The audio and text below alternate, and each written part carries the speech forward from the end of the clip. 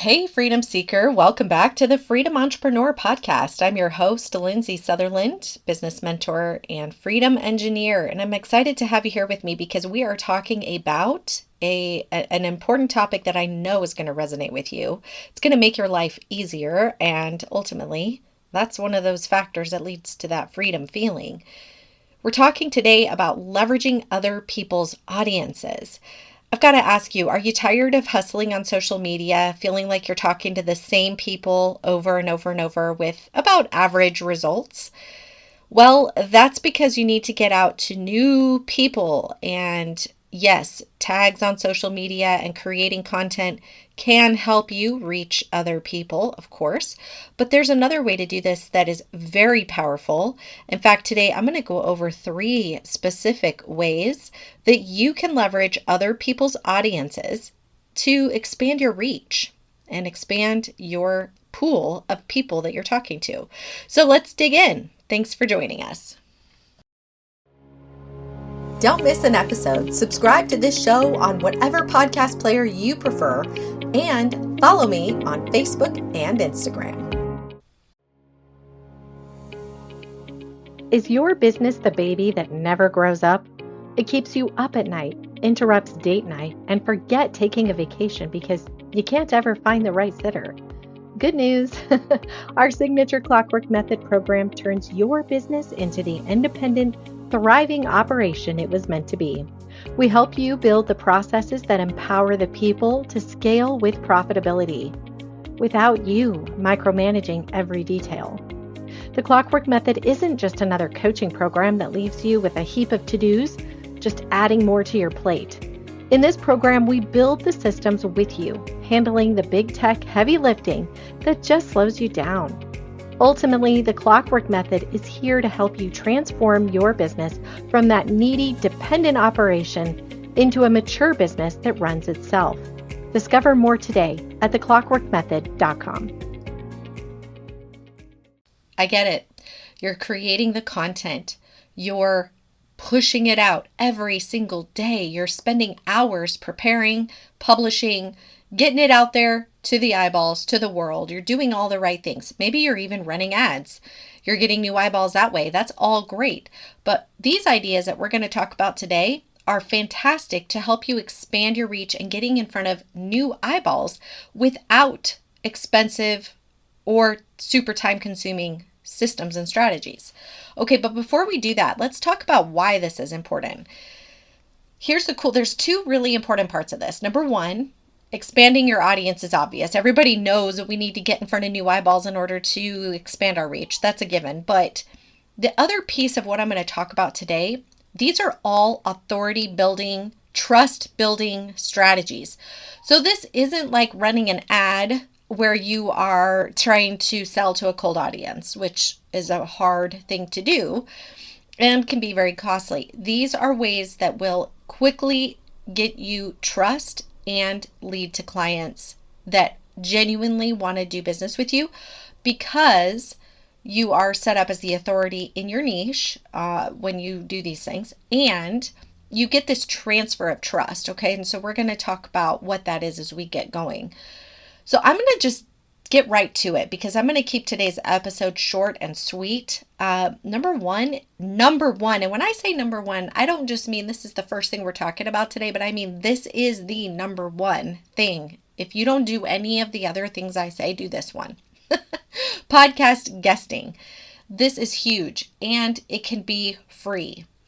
It is powerful. If you haven't, whether you have your own podcast or not is irrelevant because you can guest on other people's podcasts as an expert in your field. Now, the question I get asked the most in this case, like people are like, yeah, I get it. That's a good idea, but how do I do it? It's not as hard as you think. I'm going to give you 3 tips on how you can get that done so you can get on podcasts. And also, it's in your best interest to try to get on at least 1 a week. That is ideal. So, number 1 is go to Facebook. There's tons of like podcast guest groups where you can put your bio and your profile in there and share your story, and people will invite you onto their show. That's one simple way. The second simple way is there's a website called Podmatch.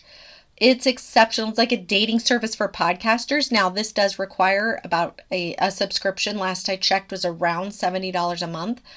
I assure you it's worth it if you are diligent about getting into the platform and connecting with other podcasters. And like I said, if you are committed to getting yourself booked on at least one podcast a week, it's worth the money. It's going to make this whole process a lot simpler and faster and easier.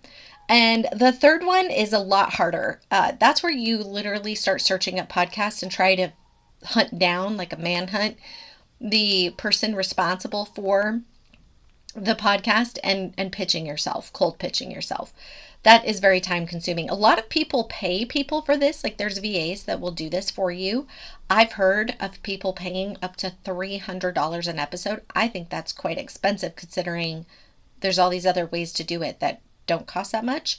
But unless you are super busy and you genuinely just have a team of people and this is what you want to do, I don't think you need to necessarily pay for that because it is easy to get onto other people's podcasts. So make that a high priority.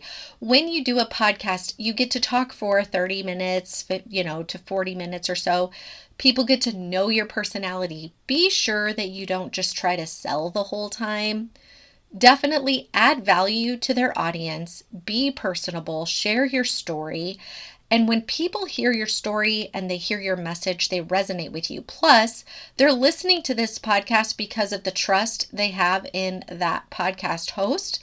And therefore, that transfer of trust instantly equals over to you, right? Because when that host is excited to see you, they encourage their listeners to go check out your website. Trust me when I say this is a very underutilized tool. And it's very powerful. On that same note, I'm going to piggyback another one into this, which is called guest blogging. So if you're selling a product, you might consider guest blogging because it's a little bit harder to sell mainly products on podcasts. Not really that hard, but not as normal as blogging. Blogging could be a good way to go. Or if you just don't like to be on camera or you don't like to talk into a microphone, guest blogging is another good way to go. So I'm going to bundle those together because in both cases, you're leveraging somebody else's audience and you are coming in as an expert in your niche and you are getting the benefit of the trust factor that they have with the source of the podcast or the blog. So those are the three main reasons why that's really powerful. Okay. Tip number 2 on how you can leverage other people's audience is called HARO, Help a Reporter Out. Go to Help a Reporter Out website and just Google it and sign up. And every day you're going to get, sometimes twice a day, you're going to get a list of media outlets that are looking for experts to write contributing pieces. This is so powerful in your niche. Like if you're in finance or business, health and wellness, women's health. I mean, it doesn't matter really what you do. Sign up because every day you're going to be seeing something new. You may not contribute every day, but if you contribute once or twice a month even, that's going to be leveraging their audience. And a lot of times these sort of publications get syndicated out in mass, which what I mean by that is this. You might be writing for, I'm going to make this up, dailywellnessnews.com. That's totally made up.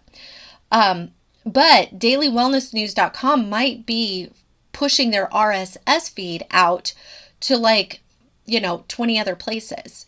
So your article doesn't just get a little bit of reach, it gets massive reach. Okay. So you never know. That can happen. You don't always know where it's going to go, but it's about consistently showing up, being committed to that process, and being a contributing author when you can. So that's tip number 2 for leveraging other people's audiences. And last but not least, workshops. Now, what do I mean by workshops? There's a couple ways this could go. So you guys probably see a lot of these summits, like women business summits and different things like that. No, those are okay. I personally have to tell you my opinion, because I've been on quite a few of them, is it hasn't really been worth it. A lot of times what I think is happening there is the workshop host is getting money based on the speakers. In some cases, they charge you to speak, which I've paid for and found that it was lame. They were trying to leverage my audience more than they were feeding me. I think it should be a mutual benefit.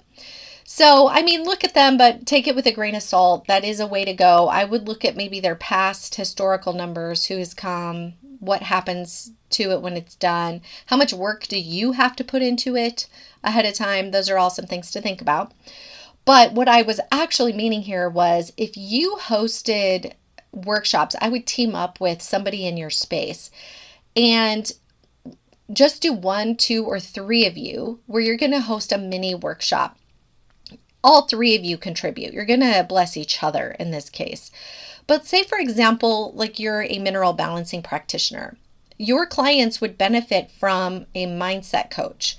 They would benefit from a nutritionist. Those 3 things combined, if you don't do all 3 of those, well, then that would be a pretty sweet trifecta to do a workshop. And if you could pull 2 other people that are experts in their field together, you guys get the benefit of leveraging each other's audiences. I would control that. In fact, that's kind of what I'm trying to say here is I would spearhead the workshop rather than joining on someone else's workshop. That's just been based on my experience. You might have had some other experience and had success doing other people's workshops, and that's really fantastic.